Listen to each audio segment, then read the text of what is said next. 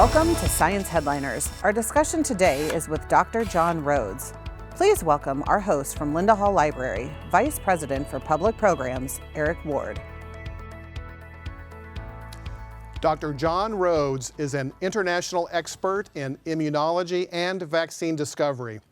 His latest book, How to Make a Vaccine, an Essential Guide for COVID-19 and Beyond, is forthcoming from the University of Chicago Press.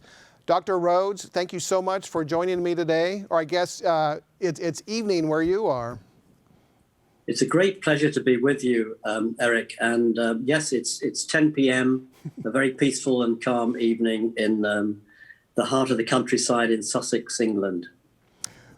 We're taping this today on March 5th, 2021. How to Make a Vaccine. I believe the publication date is later this month, March 22nd. It's going to be published by the University of Chicago Press. Is that date right? Yes, may have slipped just a few days, but certainly by the end of the month, we expect to see the book appear. And it's available for pre-order at various online platforms already. I was fortunate to get an advance copy to read, and it's just incredibly informative and very readable as well. You tell a great story weaving in the history of vaccinations with what's going on today with COVID-19. And I want to begin with a question about a theme that you go back to throughout the book, and that is the race to create a polio vaccine. What are some of the similarities between the development of the polio vaccines in the mid-20th century and what we're experiencing today with the COVID-19 vaccines? Well, I think there are many, many parallels and great resonance with the famous story of the race for the vaccine to defeat polio in the mid-1950s. And I think the events in 2020 have created a world motivated as one to defeat the COVID-19 pandemic. And a very similar situation existed in the USA, where the whole nation was united in its desire for a vaccine against the dread disabling disease, polio, the crippler. And in that case, public funds were the only source of support for the vaccine discovery, voluntary donations by Americans. And it resulted in a single vaccine. That was the state of play in those days. And Jonas Salk's vaccine was trialed in 1954, and it, as we all know, historically succeeded and was started to be distributed across the world in 1955. Never had the world been so interested in a vaccine to end a dread disease. The biggest fear of Americans at that time was said to be a nuclear holocaust. The Cold War was at its height, and the fear of polio. So I think there are many resonances and parallels with the battle against the COVID-19 pandemic in 2020, 2021. You use the phrase, the nation was united and it was a world as one when developing the polio vaccines. And we've seen something similar, of course, as you just mentioned, with COVID-19. Do you think today, with what's happened with the creation of the COVID-19 vaccines, that this is going to be a new model going forward for vaccine development? Well, I certainly hope so. I think in scientific terms, it definitely is. It's created, it's seen the development of vaccine delivery platforms, technology platforms, which can be used for any emergent disease, whether it be COVID-19, whether it be Ebola or Zika, or something else that is going to certainly at some point hit us in the future. I think there's less of a single voice amongst people. There are vaccine hesitant folks. There are people with political differences in the way they perceive the seriousness of the pandemic. But nevertheless, the scientific community has pulled together as one to deliver multiple vaccines against COVID-19 in a time period utterly unprecedented in the field of vaccinology and immunology. I want to follow up on that, on how rapid these vaccines were developed. And you mentioned vaccine platforms, and I believe in the book you also referred to them as plug and play elements. What are those exactly, and how are they used with the COVID-19 vaccines? Well, ever since the beginning of the 21st century, there's been a considerable, growing awareness of the danger of emergent diseases, such as Zika virus, such as Ebola, such as Marburg virus. And to plan against that, a strategy sometimes called Disease X was developed. And the idea was to develop a generic vaccine delivery platform, or multiple platforms, that could be used to combat something that emerged very rapidly over the horizon, just as COVID-19 has done in 2020. And so what they consist of is essentially virus cassettes, flexible formats, into which you can plug the relevant DNA, the relevant RNA, or the relevant gene into an adenovirus, for example, a viral vector as they're called, or into RNA delivery technology. So you can adapt your vaccine platforms are immensely flexible and ready to deal with whatever comes over the horizon. Was the ability to use those vaccine platforms probably the key to how quickly the vaccines got from the laboratory to clinical trials? It was absolutely the key. I mean, the sequence of the spike protein of the coronavirus, which is the secret of combating this particular virus, was revealed to the world on the 7th of January. And by mid-March, 2 vaccines were actually entering clinical trials. And the reason they could move that quickly was they plugged the spike, the coronavirus spike protein data, the RNA sequence in this case, into their vaccine platforms, which they developed for other purposes. They developed them for Ebola. They developed them for Middle East respiratory virus. They developed them for Zika virus. And they were able, therefore, to take those platforms out of the freezer, plug in the sequence for the SARS-CoV-2 or the coronavirus spike element, and immediately have vaccines that they could test in animals and then move on to clinical trials, so that 2 leading vaccines were in clinical trials by March, which is quite a phenomenal achievement.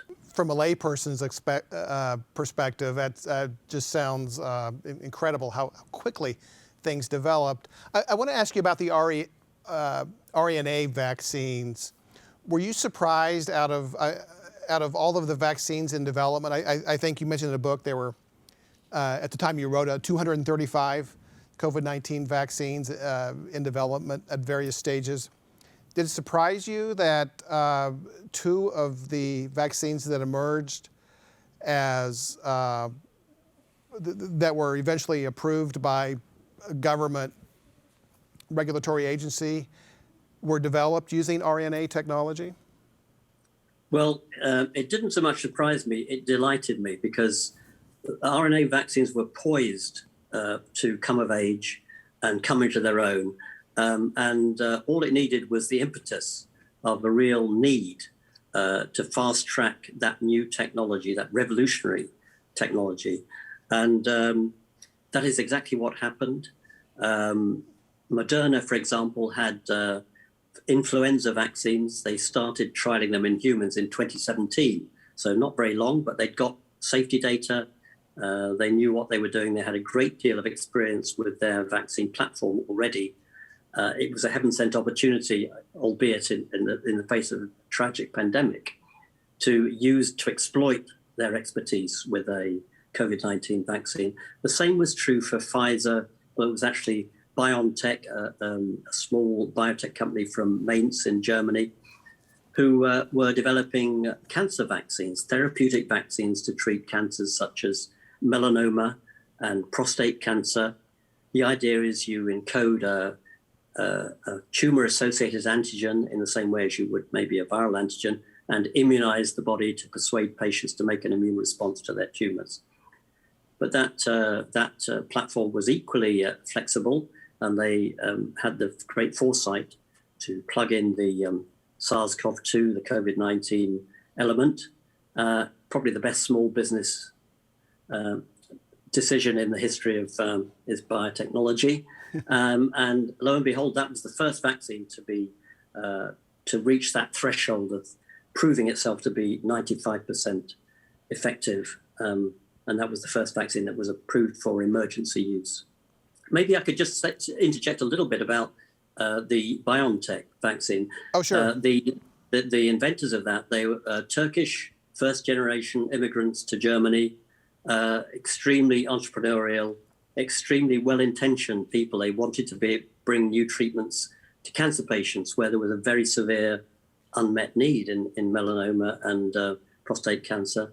And it's to their credit, but it's also understandable. They deserve to succeed when the challenge of COVID-19 came over the horizon.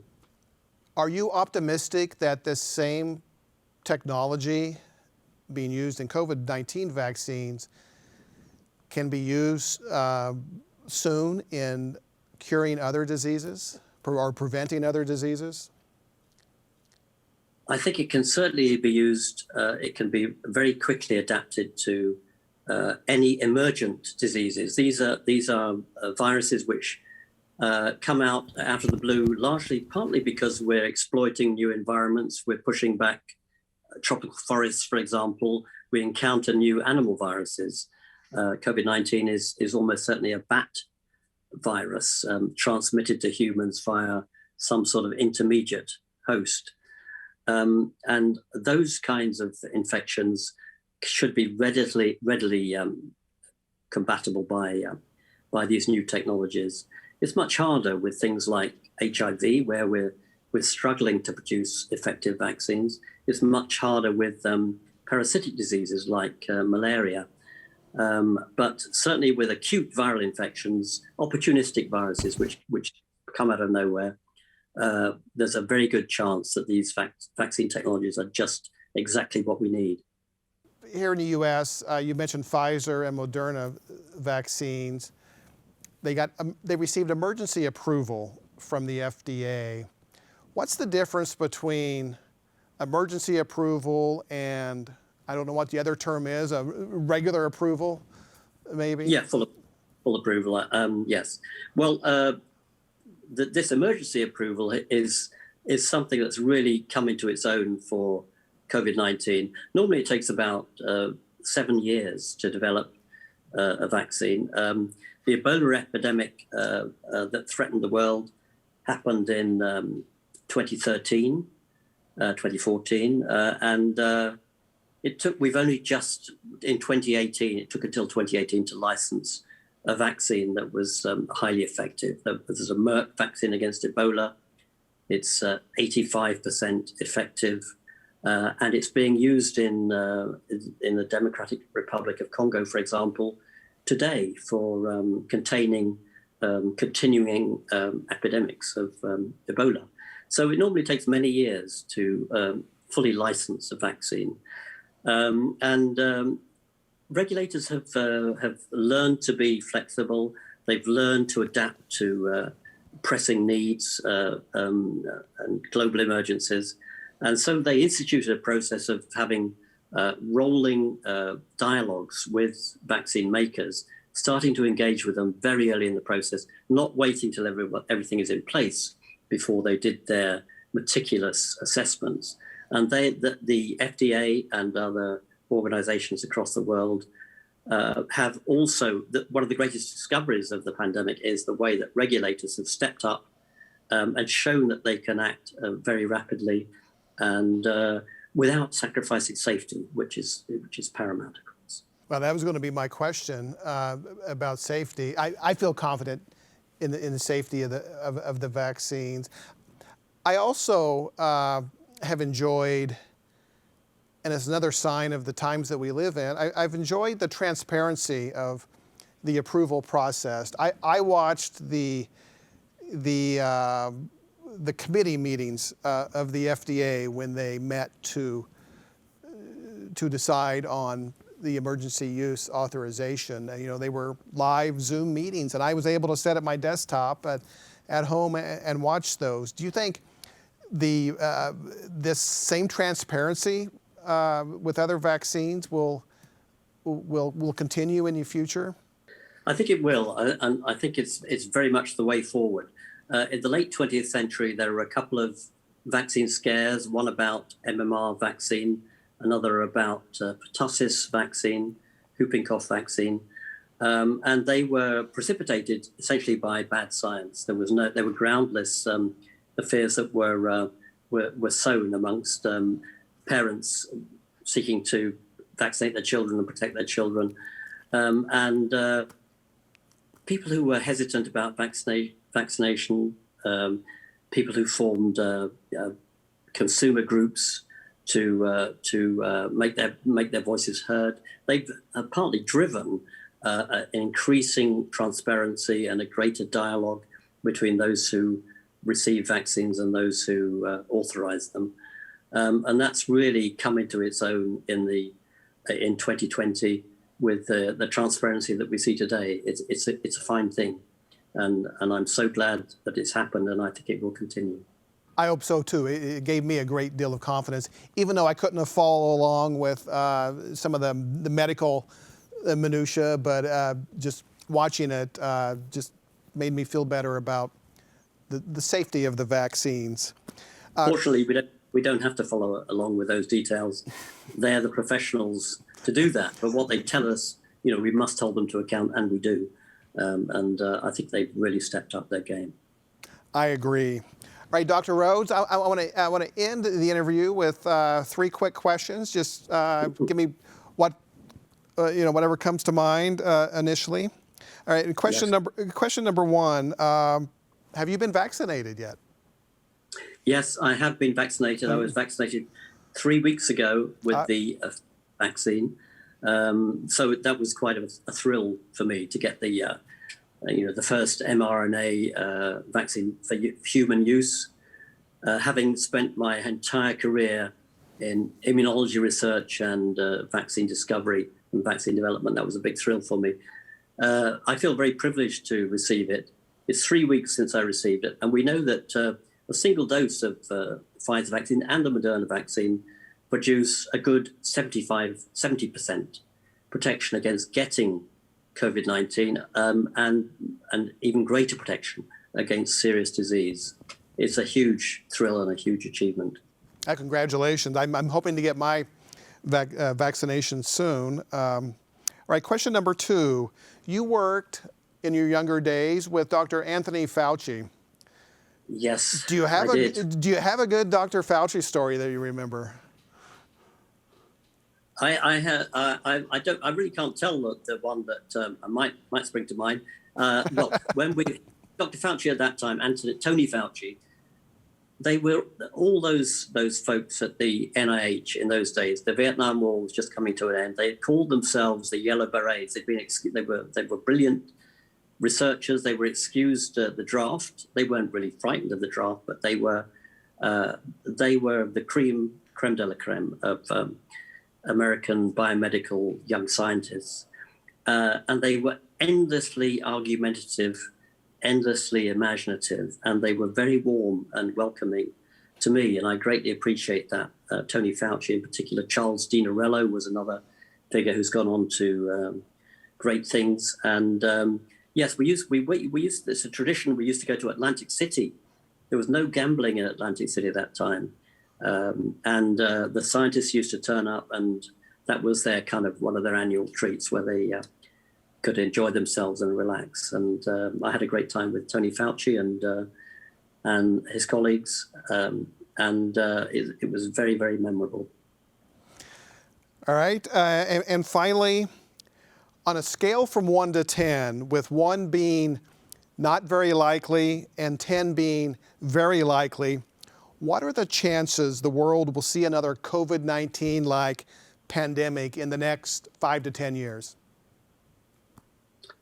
Well, I think it's very likely. So I'd have to put a 7 on that. All right. And if you gave me a longer time frame, I'd give it a 10. Because it just is in the nature. We've seen how COVID-19, SARS-CoV-2 virus is mutating. Viruses are opportunists. There's no intention, of course. It's a blind process, but that's the effect they have. And as we encounter, as the world changes and we exploit new environments, we are going to encounter emergent viruses, and it's going to happen again. When it happens again, we'll have these technologies to hand to make a rapid response, and our capabilities are improving all the time. All right, thank you, Dr. Rhodes, for joining me this evening. And the book is How to Make a Vaccine. It'll be published late March 2021, so look for it at a bookseller near you, or all of your, or at one of the online booksellers. So again, Dr. Rhodes, thank you so much. It's been a great pleasure, and thank you very much indeed. Science Headliners has been made possible by the generous donations you make to the Linda Hall Library.